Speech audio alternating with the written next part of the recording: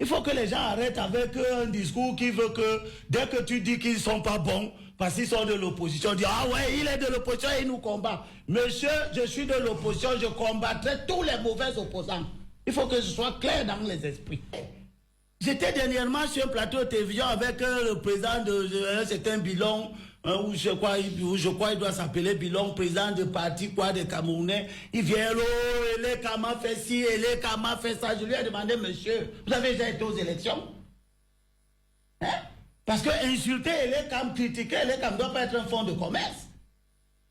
Que n'importe qui peut prendre pour donner l'impression qu'il existe sur le plan politique. Nous, on va aux élections. Le MRC bavard, il ne peut pas surveiller 25 000 bureaux de vote. Le SDF en 2011 était parvenu à avoir jusqu'à 11 000 représentants dans les bureaux de vote. Et c'était à peu près la moitié. Et c'était à peu près la moitié. Et c'est nous qui nous plaignons de la fraude électorale.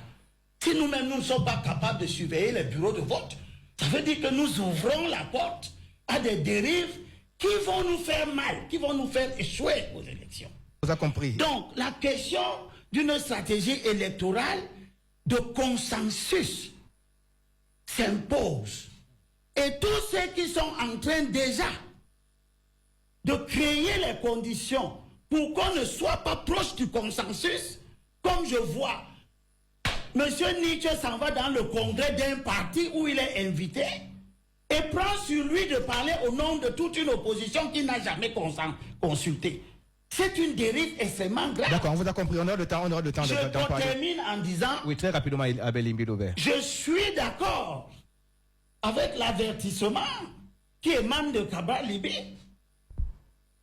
La distance qu'il prend par rapport aux thèmes récurrents développés sur les plateaux, sur les réseaux sociaux, autour d'un supposé accord sur Maurice Kamto. Maurice Kamto se proclame candidat pour quelle raison?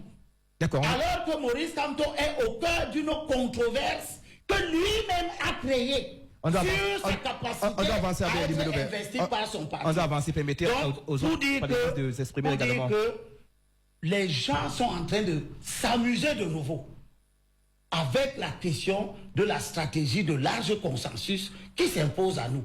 Et tous ceux qui vont continuer sur cette voie-là, je suis prêt. Moi, je ne suis pas candidat à l'élection présidentielle. Je travaille pour que l'opposition gagne. Et j'ai déjà dit, pour que l'opposition gagne, il ne faut pas plaire à tous les opposants. D'accord. Il y a des opposants qu'on va mettre de côté. On vous a suivi à Abel Imbidover.